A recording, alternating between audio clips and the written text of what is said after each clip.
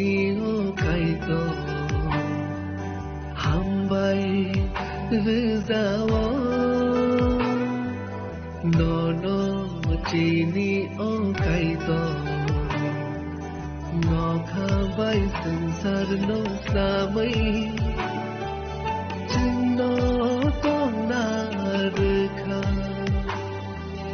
nai thok ma o sing sa ro chinno nang le tu bu kha hambai rizao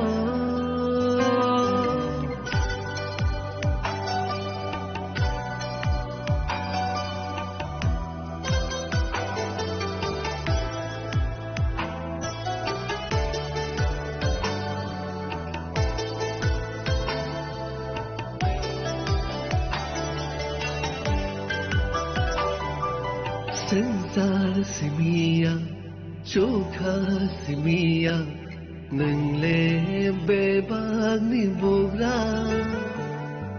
No no manai, cheng le ham sakha, nang le chini ya pha.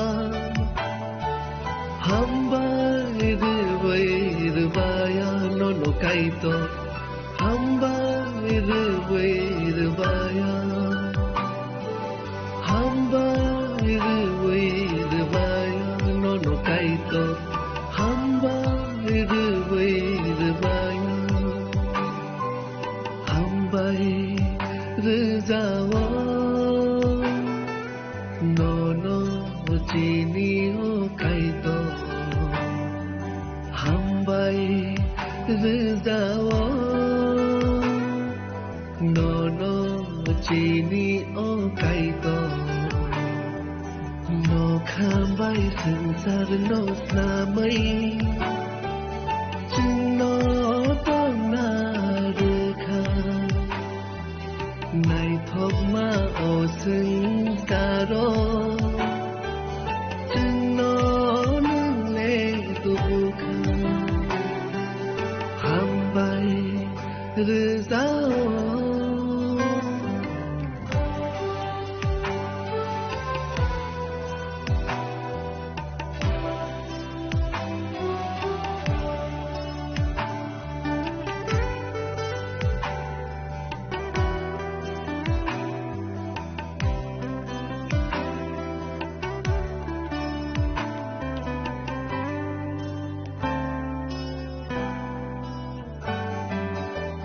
tor mini kogro khna wi tong khi jing le be ba no manai sing sa lo thei bo chi ni phola le thei playa lang ma no manai hamba irvaya no no kai to hamba irvaya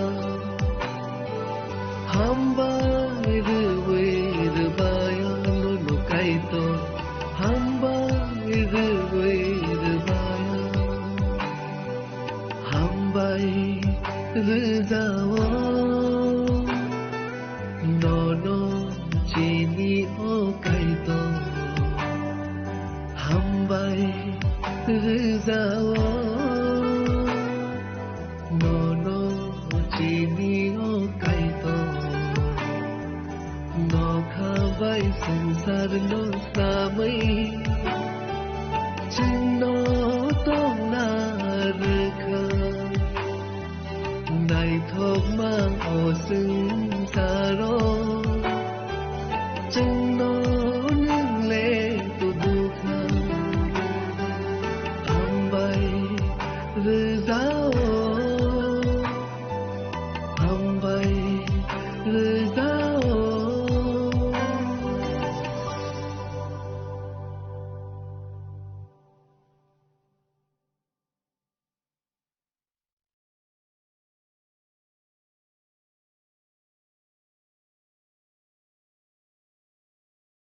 Auntie, auntie, mathagadi auntie.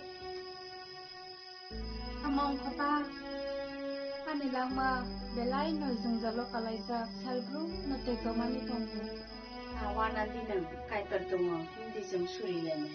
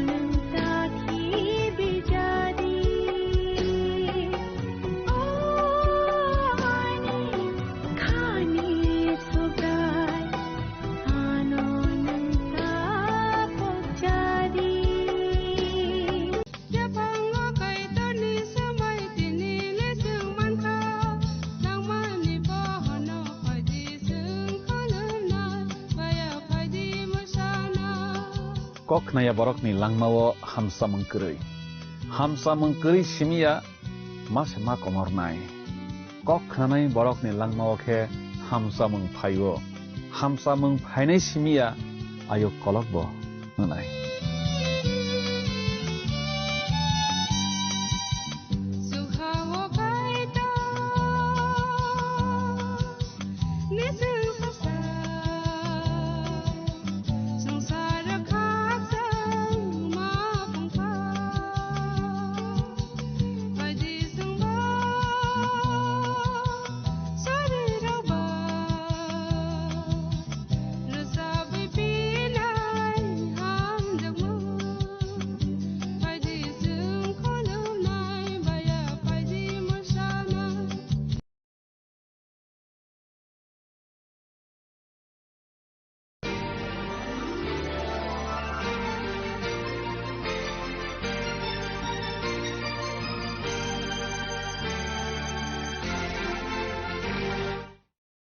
জানো তো মিতা, কাল একটা দিন আমার গিয়েছিল। কেন দিদি, কিছু হয়েছিল নাকি? হ্যাঁ, অনেক কিছুই হয়েছিল।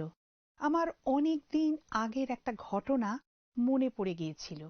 আর সেটা হলো, যখন আমি ঘুম থেকে উঠতে আমার দেরি হয়ে যেত, আর যখন আমি তাড়াতাড়ি করে আমার সকালের কাজগুলো শেষ করতাম, তারপরে অফিস যাওয়ার সময়ে কিছুতেই অটো পাচ্ছিলাম না, তার উপরে আবার আমার চটি সেই সময় ছিঁড়ে গিয়েছিল, আর তাই বাড়ি ফিরে আস্তে আস্তে একই সাথে আমি ক্লান্ত, রুষ্ট, ক্ষুধার্ত এবং বিরক্ত হয়ে গেছিলাম।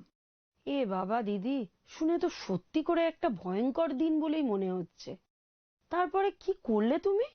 জানো, সেই দিনটার কথা মনে পড়লে মনে হয় যখন আমি বাড়ি ফিরে চুপ করে বসেছিলাম, সে সময় আমার মা এক কাপ চা নিয়ে ঘরে ঢুকলেন আর জানতে চাইলেন আমার সারাটা দিন কেমন গেল। মাকে সারাদিনের ভয়ানক ঘটনাগুলোর কথা বলতে বলতে আমি নিজেকে সামলাতে না পেরে প্রায় কেঁদেই ফেলেছিলাম। তিনি তখন যা করলেন সেটা আমি জীবনে কোনো দিন ভুলব না। কি করলেন দিদি তিনি? তিনি অনেকক্ষণ ধরে আমাকে জড়িয়ে বসে থাকলেন। এর আগে কোনো দিন তিনি এতক্ষণ আমাকে জড়িয়ে থাকেননি। আর আমার ভিতরে যে সমস্ত নেতিবাচক অনুভূতি ছিল, হঠাৎ করেই সেগুলো অদৃশ্য হয়ে গেল। বাহ, এই জন্যেই আমরা বোধহয় আমাদের মাদেরকে এতটা ভালোবাসি। কিন্তু প্রকৃতপক্ষে অধিকাংশ সময়ে তিনি কোনো কথা বলেননি, কোনো উপদেশ দেননি, কিংবা আমাকে সংশোধনও করে দেননি। তিনি শুধু শুনছিলেন। বাহ, খুব সুন্দর। আমি নিশ্চিত যে আমাদের সবাইকে বক্তা না হয়ে আরো বেশি শ্রোতা হতে শেখা উচিত। হ্যাঁ, এই প্রসঙ্গে আমার রাল্ফ জি নিকোলাসের একটা কথা মনে পড়ে গেল। তিনি বলেছেন, মানুষের সমস্ত চাহিদাগুলির মধ্যে সব থেকে প্রাথমিক চাহিদা হলো অন্যকে বুঝতে পারা আর নিজে বোধগম্য হওয়া। আর মানুষকে বুঝতে পারার সবচেয়ে ভালো উপায় হলো তার কথা শোনা। কথাটা কত সত্যি জানো দিদি। একটা জায়গায় আমি পড়েছি যে খুব ছোটবেলা থেকে বাচ্চারা যা যা শেখে তার 70% হচ্ছে শুনে। প্রাথমিকভাবে তাদের মা বাবার কথা শুনে, আর তারপর অন্য বড়দের, বন্ধুদের আর শিক্ষক শিক্ষিকাদের কথা শুনে। এটা খুবই অভিনব বিষয়। সমস্যা হলো আমরা অনেক সময় শুধু কানে শোনা আর মন দিয়ে শোনার মধ্যে গুলিয়ে ফেলি। কানে শোনা হচ্ছে যা আমরা শুনি কিন্তু বুঝতে পারি না, কিন্তু মন দিয়ে শোনা একেবারেই অন্য বিষয়। আমাদের চারিদিকে সারাক্ষণ কত রকমের কথাবার্তা হতে থাকে। টেলিভিশনে, ইন্টারনেটে, কার্যক্ষেত্রে, বাড়িতে, চার্চে, স্কুলে, আমাদের নিজেদের মধ্যে। আমরা কথা বলি আমাদের প্রতিক্রিয়া জানাতে, নির্দেশ বুঝাতে এবং সময়সীমা আদান প্রদান করতে। কথাটা কত সত্যি। সুতরাং বলা যেতে পারে যে মৌখিক কথাবার্তা হচ্ছে হিমশৈলের চূড়ার মতো। হ্যাঁ, হিমশৈলের কথা উঠল বলে মনে হলো মন দিয়ে শোনা একজন মানুষের জীবনে কত পার্থক্য করে দেয়। আর সেই বিষয় একটা সত্য ঘটনার কথা বলি। সংযুক্তরাষ্ট্রের সাম্প্রতিক ইতিহাসের সবচেয়ে ভয়ঙ্কর ঝড় হয়েছিল 2005 সালের 29শে আগস্ট। হ্যারিকেন ক্যাটরিনা নিউ অর্লিয়েন্সে আঘাত হানে এবং সারা শহর জুড়ে ব্যাপক ধ্বংস, এমনকি মৃত্যু পর্যন্তও ঘটে। একজন প্রচারিকা সারি দিয়ে রাখা খাটের পাশ দিয়ে হেঁটে যাচ্ছিলেন। বেশিরভাগ খাটই খালি পড়েছিল। দু একটার ওপরে কয়েকজন প্রাপ্তবয়স্ক এবং বাচ্চা শুয়েছিল। প্রচারিকা লক্ষ্য করলেন সেখানে একজন বৃদ্ধ মহিলা খুব সুন্দরভাবে বসে আছেন। হাঁটু দুটো ভাঁজ করে রাখা আছে। প্রচারিকা তার পাশে এসে বসলেন আর বৃদ্ধা মহিলাকে জিজ্ঞাসা করলেন যে তিনি কথা বলতে চান কিনা। ভদ্রমহিলা তার কথায় রাজি হলেন। অতি মৃদুস্বরে আর ধীরে ধীরে তিনি তার কথা বলতে শুরু করলেন। তিনি আর তার স্বামী বন্যার জলে তলিয়ে যাওয়া বাড়িগুলির একটিতে থাকতেন এবং ছাদের উপর থেকে তাদের উদ্ধার করা হয়েছিল। শুধু তাই নয়, তারা তাদের মা, যিনি হৃদরোগের কারণে অসুস্থ ছিলেন, তাকেও উদ্ধার করতে হয়েছিল। মা সম্পূর্ণ শয্যাশায়ী ছিলেন। তারা তাদের নৌকা করে উদ্ধার করল আর শুকনো ডাঙার উপরে ছেড়ে দিল, যাতে তারা হাইওয়ে দিয়ে গিয়ে কোনো জায়গায় চলে যেতে পারেন।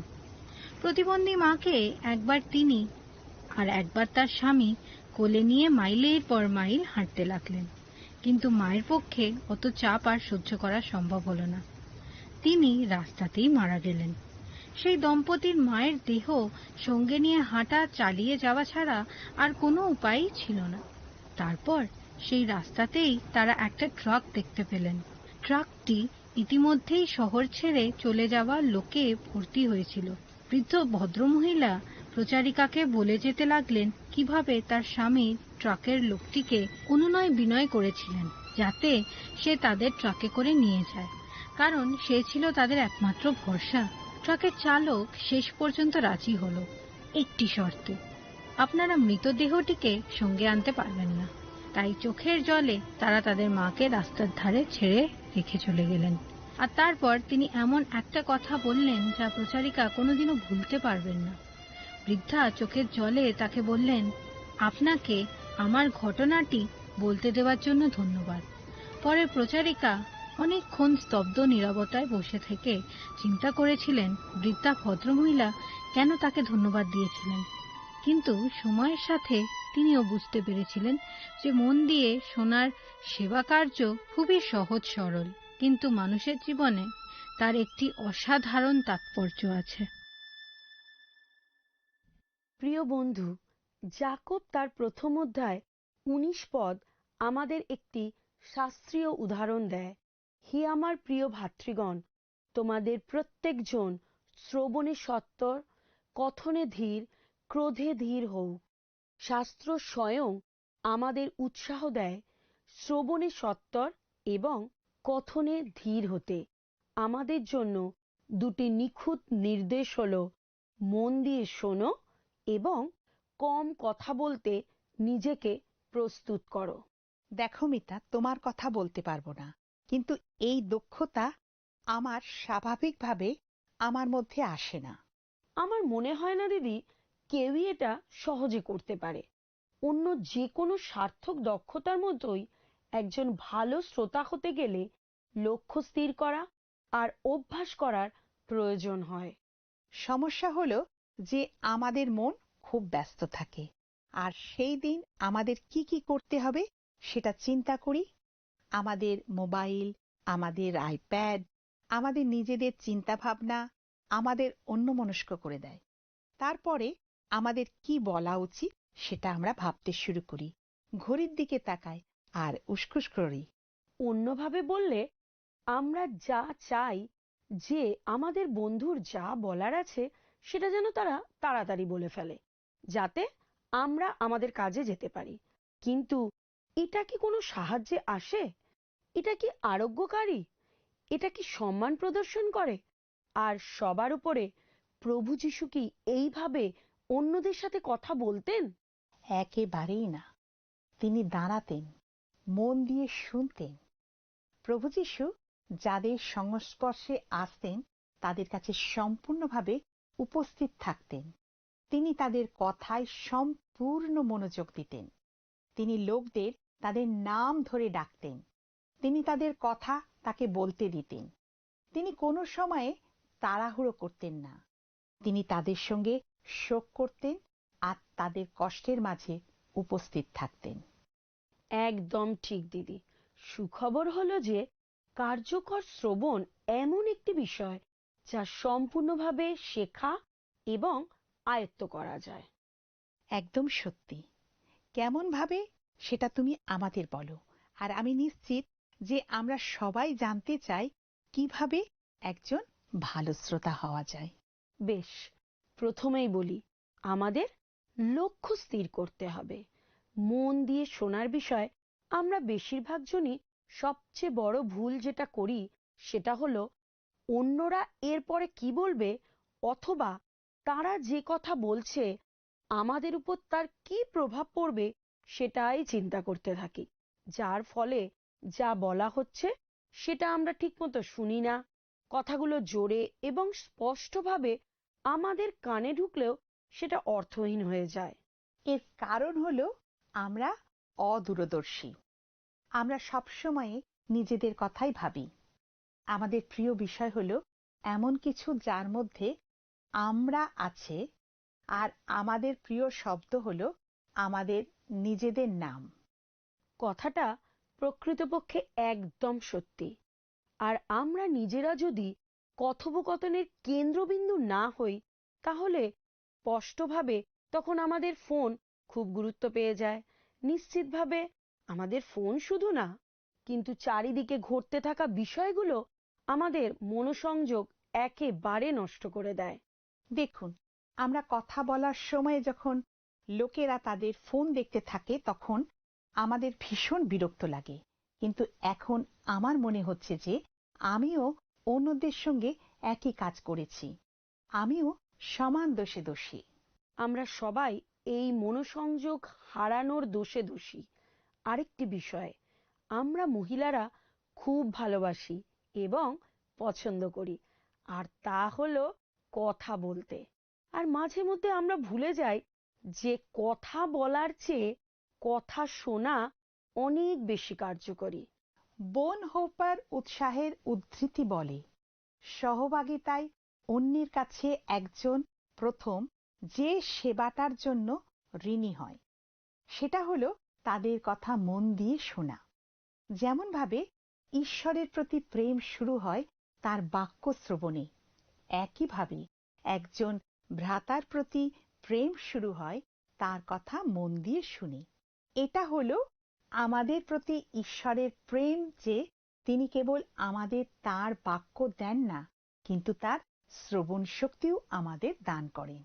তাহলে এই কাজটা আমরা কিভাবে করব বলো তো দিদি? একজন ভালো শ্রোতা হতে গেলে কি কি দক্ষতার প্রয়োজন? বেশ, প্রথম কথা হলো আমাদের ফোন সরিয়ে রাখা। কোনো কিছু মন দিয়ে শোনা আর ফোন দেখা একসঙ্গে করা অসম্ভব। কথোপকথনের মাঝে মেসেজ দেখা বা চট করে নেট দেখে নেওয়া অন্য যে কোনো বিষয়ের চেয়ে মানুষকে বেশি অখুশি করে তোলে। দেখো, যখন আমরা কোনো কথাবার্তা বলতে আরম্ভ করে দিই তখন আমাদের উচিত সেই কথোপকথনে পুরোপুরি মনোযোগ দেওয়া। আমরা যখন কোনো কথোপকথনের মধ্যে সম্পূর্ণভাবে নিজেদের মগ্ন করে দিই তখন সেটা অনেক বেশি উৎসাহজনক ও কার্যকারী হয়ে ওঠে। তুমি জানো দিদি, মানুষ জানতে চায় যে আমরা তার কথা মন দিয়ে শুনছি কিনা। আর তুমি যে সেটা করছো সেটা বুঝাবার সবচেয়ে সহজ উপায় হলো স্পষ্টীকরণ প্রশ্ন করা। বিশ্বাস করো দিদি, কেবল ভালো প্রশ্ন করে যে আমরা কত সম্মান আর প্রশংসা লাভ করি সেটা যদি তুমি জানো না, তুমি অবাক হয়ে যাবে। আমরা যা শুনেছি সেটা যাচাই করা ছাড়াও আমাদের উচিত আরো তথ্য সংগ্রহকারী প্রশ্ন করা, যেমন এরপরে কি হলো আর সে ওই কথা কেন বলল। দেখো, আমার মনে হয় উত্তম শ্রবণের আরেকটি গুরুত্বপূর্ণ চিহ্ন হল ইতিবাচক শরীরী ভাষার ব্যবহার। এর মানেটা ঠিক কি? বেশ, গবেষকরা কয়েকটা নির্দিষ্ট শরীরী ভাষা চিহ্নিত করেছেন যেগুলি মন দিয়ে শোনার বিষয় অত্যন্ত কার্যকারী। যেমন ধরো, চোখে চোখ রেখে কথা বলা, হাত জোড়ো করে না বসা, আর মাথা নাড়ানো। বাহ, দারুণ তো দিদি। কে জানতো যে কথা বলার ক্ষেত্রে ইতিবাচক শরীরী ভাষা কতটা পার্থক্য সৃষ্টি করে দিতে পারে। হ্যাঁ, সত্যি করেই সেটা হয়। আর একইভাবে আমরা যদি খোলা মনের হই তাহলেও হয়। কোনো মানুষই এমন কারোর সঙ্গে কথাবার্তা বলতে চায় না যার কিনা ইতিমধ্যে একটা মতামত জন্মে গেছে এবং যে কিনা মন দিয়ে কথা শুনতে রাজি নয়, যা আমাদের বেশিরভাগ সময়ে উৎসাহিত করে না। তার কোনো কিছুই আমাদের মন দিয়ে শোনার প্রয়োজন নেই। আমরা এমন একটা প্রযুক্তি ও বিনোদনের ভরা সমাজে বাস করি যে আমরা কি শুনতে চাই সেটা সহজে বেছে নিতে পারি। সোশ্যাল মিডিয়া আমাদের বেশি সময় খরচ না করেই আমাদের পছন্দের পরিবার ও বন্ধুদের কাছ থেকে খবরাখবর নিতে সাহায্য করে। বাস্তব জগতের মানুষ, যেমন আমাদের সন্তানরা, আমাদের স্বামী বা স্ত্রী, আমাদের সহকর্মী, আমাদের প্রতিবেশীর সঙ্গে যখন আমাদের মোকাবিলা করতে হয়, আর তখনই সমস্যার সৃষ্টি হয়। সাধারণত আমাদের এটা মা আর স্ত্রীদের ক্ষেত্রেই হয়, তাই নয় কি দিদি? আমাদের সন্তানদের কিংবা স্বামীর দৃষ্টি দিয়ে জগৎকে দেখা উচিত। এর মানে আবার এই নয় যে তারা যা বিশ্বাস করে সেটাই আমাদেরকে বিশ্বাস করতে হবে, অথবা তাদের স্বভাবকে গ্রহণ করতে হবে। এর সহজ অর্থ হলো যে যতক্ষণ না আমরা সত্যি করে বুঝতে পারি তারা কি বলছে, আমরা তার বিচার কখনোই করব না। আমি এই বিষয়ে একমত। জানো মিতা, নারী হিসাবে মানুষকে সাহায্য করতে চাওয়া হচ্ছে মানবিক স্বভাব, বিশেষ করে সেটা যদি এমন কেউ হয় যার বিষয় আমরা চিন্তা করি। কিন্তু আমাদের মধ্যে অনেকেই এটা উপলব্ধি করেন না যে আমরা যখন উপদেশ অথবা সমাধান নিয়ে লাফিয়ে পড়ি, আমরা তখন অন্য ব্যক্তিটিকে চুপ করিয়ে দিই। এটি মূলত বেশি সামাজিকভাবে গ্রহণযোগ্য বলার ধরন। এই বলার চেয়ে, আরে বাবা, আমি বুঝেছি, এবার তুমি থামো, তবে দুটোরই ফলাফল একই হয়। তুমি জানো দিদি, মন দিয়ে শোনা কিন্তু খুব কঠিন কাজ। কিন্তু আসল কথা হলো, আমরা সত্যি করে কাউকে ভালোবাসি, তার জন্য চিন্তা করি, এটা দেখানোর অন্যতম ভালো উপায় হচ্ছে তার কথা মন দিয়ে শোনা। কেউ যখন আমাদের সাথে কথা বলতে শুরু করে, সে আমাদেরকে আহ্বান করে তার সঙ্গে চলতে। সে যেখানে যাচ্ছে আমাদেরকে সেখানে যেতে, অল্প কিছুক্ষণের জন্য তার সঙ্গে যাত্রা করতে। হয়তো আমরা তাড়াহুড়োর মধ্যে থাকি আর আমাদের মনে হয় যে আমাদের সময় নেই, কিন্তু যখন আমরা থামি আর অন্য কারোর কাহিনীর অংশ হই, তখন কেবলমাত্র মন দিয়ে তার কথা শুনে আমরা ঈশ্বরের প্রেমের উদাহরণ হয়ে যাই আর তার জ্যোতিকে আমাদের মধ্যে দিয়ে প্রজ্বলিত হতে দিই। আমেন। কোনো মানুষ যখন কথা বলার জন্য প্রস্তুত হয় দিদি, তখন মন দিয়ে তার কথা শুনতে আমাদেরও প্রস্তুত থাকতে হবে। মূল বিষয়টা হলো, ঈশ্বর অন্যদের কাছে আমাদের তার প্রতিনিধি হতে বলেন, আর আমরা যখন ঈশ্বরের কথা বলতে প্রস্তুত হই, তখন সব সময় আন্তরিকভাবে আমাদের কথা শোনার জন্য তার সময়ের অভাব হয় না। এই নিঃসঙ্গ প্রযুক্তি চালিত জগতে আমরা যেন তার জ্যোতি হতে পারি। মা, স্ত্রী এবং কন্যারূপে আমরা খুব ব্যস্ততার মধ্যে জীবন কাটাই। আমাদের বেশিরভাগ জনেরই মনে হয় যে একটা দিনে আরো বেশি ঘন্টা, একটা সপ্তাহে আরো বেশি দিন প্রয়োজন, আর আমাদের ঘুমোনো বা আরাম করার জন্য সময় খুবই কম। এই সমস্ত কাজকর্মের মাঝে আমাদের মনে হয় যে অন্য কোনো বিষয়ের জন্য আমরা যেন খুবই কম মনোযোগ দিতে পারি। কার এত সময় আছে অন্যের কথা মন দিয়ে শোনার জন্য? কিন্তু প্রভু যীশু তো খুব ব্যস্ত থাকতেন। কেবল 3 বছরের কিছু বেশি সময় তিনি অসুস্থদের সুস্থ করেছেন, অনুসারীদের প্রশিক্ষণ দিয়েছেন, পুরাতন নিয়মের বিষয়ে নতুন অন্তর্দৃষ্টিতে শিক্ষা দিয়েছেন, পাপ থেকে মানব জাতিকে উদ্ধার করেছেন এবং এমন কিছু বিষয়ের সূচনা করেছেন যা একদিন সমস্ত কিছুকে নতুন রূপ দেবে। তবুও তিনি সময় নিয়ে একজন অসুস্থ মহিলা ব্যাধির সম্পূর্ণ কাহিনী মন দিয়ে শুনেছিলেন, আর সেটা ছিল প্রভু যীশুর মানুষকে সত্যি করে সময় দেওয়ার কেবল একটি উদাহরণ। আমাদের যীশুর উদাহরণকে অনুসরণ করা এবং মন দিয়ে শোনবার জন্য সময় দেওয়ার দরকার আছে। একজন অল্পবয়স্ক মা, যার 3 সন্তানেরই হাম হয়েছিল, তাদের যত্ন নিতে গিয়ে ক্লান্ত এবং ব্যস্ত হয়ে পড়েছিলেন তিনি। সেই সময় ফোন করে একজন তার স্বামীর সঙ্গে কথা বলতে চাইলেন, কিন্তু তার স্বামী তখন ঘরে ছিলেন না। যিনি ফোন করেছিলেন তিনি তাকে জিজ্ঞাসা করলেন, কেমন আছেন আপনি? সেই অল্পবয়স্ক মা খুবই অধৈর্যভাবে উত্তর দিল, আমি খুব সমস্যার মধ্যে আছি। আমার 3জন সন্তানই খুবই অসুস্থ। ফোনের অন্য প্রান্ত থেকে সেই ব্যক্তি উত্তরে বললেন, আমি খুব খুশি যে আপনারা সবাই ভালো আছেন। সেই অল্পবয়স্ক মা সেই মুহূর্তেই নিশ্চয়ই বুঝতে পেরেছিলেন যে সেই ব্যক্তি তার একটাও কথা মন দিয়ে শোনেননি। এই পরিস্থিতি অনেকবার হয়। কত ভালো শ্রবণকারী আমরা! আমরা কি কাউকে কোনো প্রশ্ন করি আর তার উত্তর আসবার আগেই আমরা মনোসংযোগ হারিয়ে ফেলি, তাই না? এটা অত্যন্ত বিরক্তিকর ব্যাপার, সময় বিশেষে অপমানজনকও। মন দিয়ে শোনার জন্য একটি প্রচেষ্টা লাগে। এটা বাস্তবিকই একটা নৈপুণ্য। একজন উত্তম শ্রবণকারী হতে আমাদের তার জন্য খাটতে হয়। কিন্তু এটা এত গুরুত্বপূর্ণ কেন? তার কারণ হলো এইভাবে আমরা মানুষকে বুঝতে পারি যে তারা আমাদের কাছে কতটা গুরুত্বপূর্ণ, তাদের কথা আমাদের কাছে কতটা গুরুত্বপূর্ণ। দেখুন বন্ধু, স্টিফেন কভে হচ্ছেন একজন মার্কিন লেখক এবং বক্তা। তার অন্যতম জনপ্রিয় বইগুলোর মধ্যে সবথেকে বেশি বিক্রিত বই হচ্ছে the 7 habits of highly effective people, বা অত্যন্ত কার্যকারী মানুষের 7টি অভ্যাস। ও হ্যাঁ, জানো দিদি, এই বইটা কিন্তু আমি দেখেছি।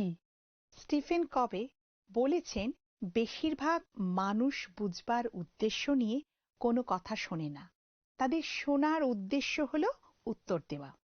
আর আমি যখন সেটা চিন্তা করি, আমার মনে হয় যে তিনি ঠিকই বলেছেন। আমরা যখন কারুর কথা শুনব, তখন আমাদের এই বিষয়টা মাথায় রাখতে হবে। আমরা কি কি উত্তর দেব সেই বিষয়ে চিন্তা করছি, নাকি সেই মানুষটা কি বলতে চাইছে সেটা মন দিয়ে শুনছি। বাইবেলের লুক 10 অধ্যায়ে একটি ইন্টারেস্টিং ঘটনার কথা বলা হয়েছে। ঘটনাটি ছিল যিশু এবং 2 বোন মার্থা আর মরিয়মকে নিয়ে। মন দিয়ে শোনার গুরুত্বের বিষয়ে এটা একটা ভালো শিক্ষা। যিশু যখন বৈথনিয়া গ্রামে তাদের গৃহে গিয়েছিলেন, মার্থা কাজ করার জন্য তাড়াতাড়ি রান্নাঘরে চলে গিয়েছিলেন, আর অন্যদিকে মরিয়ম যিশুর পায়ের কাছে এসে বসেছিলেন যাতে তিনি তার উপদেশ মন দিয়ে শুনতে পারেন। যিশুর উপরে চাপ ছিল, আর তার একই সঙ্গে কথা বলা এবং শিক্ষাদান করার প্রয়োজন ছিল।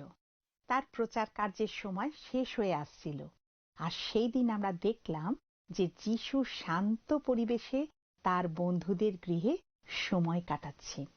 তিনি চেয়েছিলেন তাদের সঙ্গে কিছুটা সময় কাটাতে। আমার ধারণা তাদের ভালোবাসা আর তাকে বুঝতে পারার প্রয়োজন ছিল তার। আর আশ্চর্যের বিষয় কিছু নেই যে মরিয়ম যখন বাড়ির কাজকর্মের সাহায্য না করে যিশুর সঙ্গে বসে থেকে সময় নষ্ট করে সমস্যায় পড়েছিলেন, তখন কিন্তু যিশু তার প্রশংসা করেছিলেন। তিনি তখন বলেছিলেন যে মরিয়ম তার কথা মন দিয়ে শুনতে বসে সঠিক বিষয়টাই বেছে নিয়েছিলেন। দেখুন বন্ধু, শাস্ত্রে আর একটা ঘটনার কথা আছে যেখানে দেখা যায় যে মন দিয়ে শোনা একটা উত্তম গুণকে ব্যক্ত করে। 1 শমূয়েল 25 অধ্যায়ে এই ঘটনার কথা লেখা আছে, যেখানে অবিগল, যার বিষয়ে বলা হয়েছে যে তিনি একাধারে সুবুদ্ধি ও সুবদনা, অর্থাৎ তিনি বুদ্ধিমতী এবং সুন্দরী ছিলেন। তিনি এমন একজন ব্যক্তি ছিলেন যিনি ক্রুদ্ধ ভাবী রাজা এবং তার গোষ্ঠীর ধ্বংসের মধ্যে দাঁড়িয়েছিলেন। কাহিনীর শুরুতে আমরা দেখি যে অবিগলের ধনী, মূর্খ ও নীচ স্বামী নাবল ভাবী রাজা দাউদের সঙ্গে ঘৃণ্য ব্যবহার করে তার সঙ্গীদের সাথে ঝগড়া করেছিল। একজন দাস সেই কথোপকথন শুনে ছুটে অবিগলের কাছে গেল আর তার কাছে সেই আশঙ্কাজনক সংকটের বিবরণ দিল। সেই দাস শেষে বলল, অতএব এখন আপনার কি কর্তব্য তাহা বিবেচনা করিয়া বুঝুন, কেননা আমাদের কর্তার ও তাহার সমস্ত কুলের বিরুদ্ধে অমঙ্গল স্থির হইয়াছে, কিন্তু তিনি এমন পাষণ্ড যে তাহাকে কোনো কথা কহিতে পারা যায় না। যা লেখা আছে 1 শমূয়েল 25 পদে। আর দাসটি বলল যে নাবল এত পাষণ্ড ছিল যে তাহাকে কোনো কথা কহিতে পারা যায় না। নাবলের অভ্যাস ছিল যে সে কোনো কথাই শুনত না, কিন্তু অবিকল শ্রবণকারী হিসাবে সুপরিচিত ছিল। তিনি সবার কথা মন দিয়ে শুনতেন বলে সেই দাসের মতো লোকেরা তাকে সবকিছু বলতো, আর তার কথা শোনার দক্ষতা যে তাকে বুদ্ধিমতির মতো কাজ করতে সাহায্য করাতো, এই বিষয়ে তারা সবাই নিশ্চিত ছিল। অবিকল বিচার বুদ্ধি ও বিচক্ষণতা সহকারে শুনতেন, যা ছিল একজন উত্তম শ্রবণকারীর 2টি বৈশিষ্ট্য।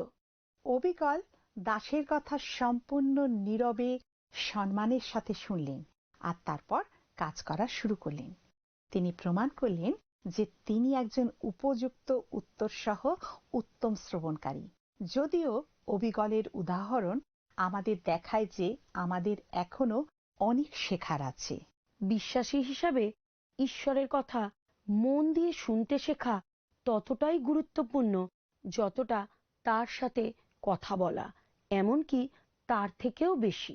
দেখুন বন্ধু, আমরা যেমন কথোপকথনের মাধ্যমে আমরা অন্য কোনো ব্যক্তিকে আরো বেশি করে জানতে পারি, একইভাবে মন দিয়ে তার কথা শোনা আর তার সঙ্গে কথা বলার মাধ্যমে আমরা ঈশ্বরের সঙ্গে আরো ঘনিষ্ঠভাবে পরিচিত হই।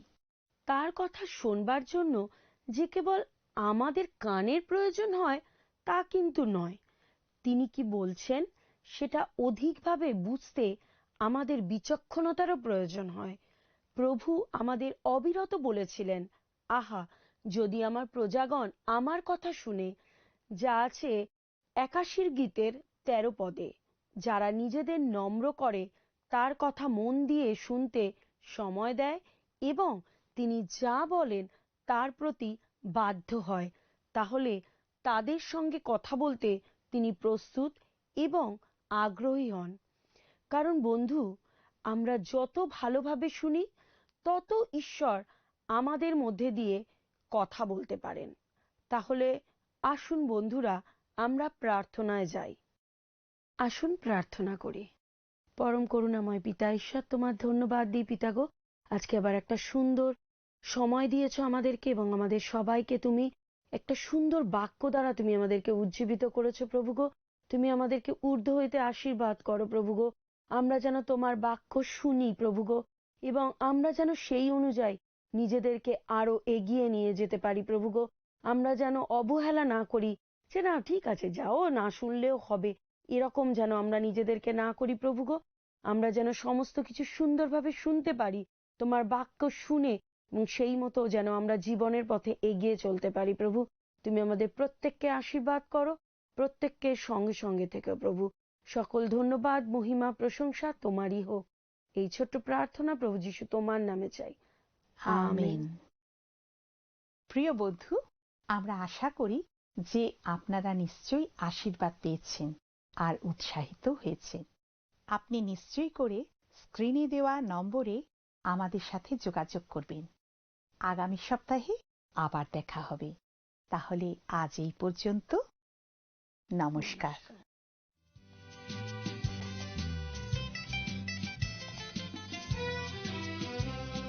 সততা, বিশ্বাস, প্রেম, 3টি নদীর নাম মোদের জীবনে জীবনে বয়ে চলে অবিরাম।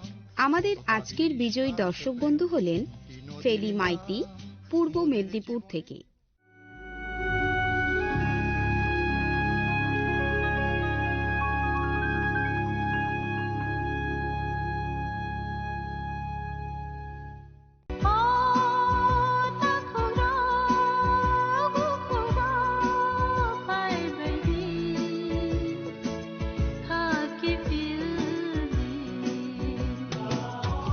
Sini bekhawa tamo tong Saideman, Jolima, Naislema, Naiman Yangma, Khamrema, Budharna Musuma, Bunina Sakni Klainana Musuma, Akoro, Abotirakno, Hibia Sak, jesek pano suri di sandi kapui hopung sapung sandi mangla Sengsar ni malpai nai ka wan sogri